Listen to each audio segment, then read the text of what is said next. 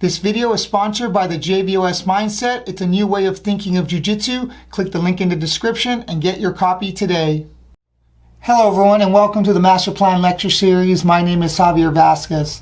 So in today's video, the first thing I want to discuss is my journey into learning Jiu-Jitsu. So I learned Jiu-Jitsu. I started training back in 1997. Jiu-Jitsu had just started to blow up in the United States. And there were actually very few schools that were teaching Jiu-Jitsu at that time. I decided to settle on the Carlson Gracie team and Professor Rodrigo Medeiros, which at the time had a school in Whittier, California. And at the time, there was no real Jiu-Jitsu curriculum. Remember, Jiu-Jitsu was originally taught on a one-to-one basis back in Brazil through private lessons. And group classes weren't really a thing until Jiu-Jitsu started coming to America. And then because of the explosion of the UFC in 1993, people started, a lot of people started wanting to train Jiu-Jitsu, so they started incorporating these group classes. Now, the curriculum was originally designed for private lessons. That way, the instructor would be able to attack the student in a particular way. That way the techniques were a little bit easier to learn, and they flowed really well together because the attacker was, the instructor was attacking the student in a particular way.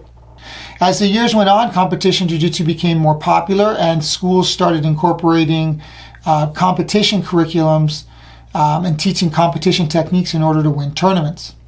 But during that time, it made it very difficult for people to learn jiu-jitsu and get good fast. Back when I started, it was very common for students to receive a black belt after 10, 12, even 15 years of training. So it took a long time to develop the skills and to get better at jiu-jitsu. So this was my journey, and even though I received my black belt in 5.5 years, I thought that I was a pretty unique case. I was a college wrestler. I had a very good sense of balance and transitions, and I had a good strength and coordination for grappling because of my wrestling background. And I was able to advance through the belts by winning several tournaments, and I advanced through the belts rather quickly. So this was my jiu-jitsu journey and how I started to learn jiu-jitsu and my jiu-jitsu experience. So let's get started here. So I call this presentation the start of my journey. This is a typical jiu-jitsu student experience back in the late 90s. And even till today, some people still kind of train the exact same way. The schools are still structured in a very similar way that I'm going to mention here. So as a new student, you walk into an academy with normal jiu-jitsu curriculum. And the first thing I want to talk about is that there's this randomness to moves, and things I think have gotten a little bit better over time. But in many schools, there's just a randomness to moves. You learn techniques in no particular order. So there's not a level of understanding which techniques are more important than others or which techniques work better than others. There's just kind of this random disbursement of knowledge. Next, you have to figure out which techniques work best for your style, your body type, your size, your strength, your weight, your flexibility. So you gotta kind of figure out what techniques work for you and try to piece those techniques into your game. Now, from every position, you start to learn various moves. So then you start to group moves into categories. So all your passes go together, all your submissions kind of go together. And then if you want to get a little bit more specific, you can even put your submissions in particular positions or transitions in particular positions together.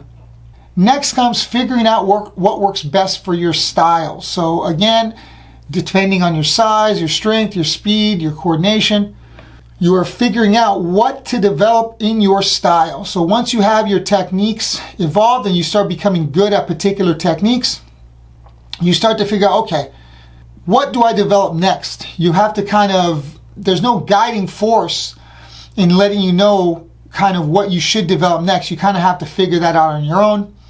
Most people will develop, the first thing I developed was a guard because I figured, okay, I'm a college wrestler, I can take everyone down, my weakest point is on my back. Let me start developing a guard. So the first 1.5 to 2 years of my training, even more so 3 years of my training, I really developed my guard off my back, submission sweeps, and most importantly, preventing the guard pass. Now, the longer you do jiu-jitsu, you start to realize that you are limited in certain positions. So you piece together a complete game. You start developing a good pass. You start developing a good side mount, a good mount, a good back mount. And then in the inverse, you start developing good side mount escapes, good mount escapes, good back mount escapes. So you start kind of piecing together a complete game. So that's the next step that I started to work on, right? So you start to figure out where the holes are and you start plugging those holes. The next step is to come up with a complete strategy. So again, now we're fighting in a particular way. We are avoiding certain positions. One, because maybe we're not that strong or we're a little bit weak. Or secondly, we're preventing those positions because they are penalized in competition. So for example, side mount bottom. You don't spend a whole lot of time in side mount bottom because if you develop your guard and nobody can pass your guard, that position is kind of ignored. There's kind of your basic shrimp and shoot and explosive movements to escape the side mount, but it's not really developed because it's penalized. So the goal was to prevent the guard pass in order to not end up on side mount bottom, rather than embracing the position and learning how to truly be comfortable there and work your way out of there. Now, with all these things being said, the last part of this is hope for the best. So you put these pieces together, you do the best that you can.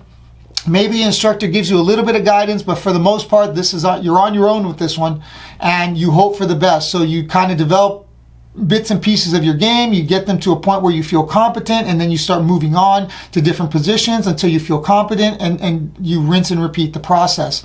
When it's all said and done, you go out there, you compete, you hope for the best. You hope that what you've done is good enough to get you the victories. So this video was I wanted you guys to kind of see the mentality of what I experienced, and maybe some of you guys out there have experienced something similar, and you become frustrated with jiu-jitsu and you end up quitting jiu-jitsu, which is the main reason that I'm putting together this series, is to kind of teach everyone that there is a different way. I wanted to give you guys the background of what I went through and why I teach the way I teach and why I develop my students the way I do, so that my students don't have the burden of figuring everything out on their own.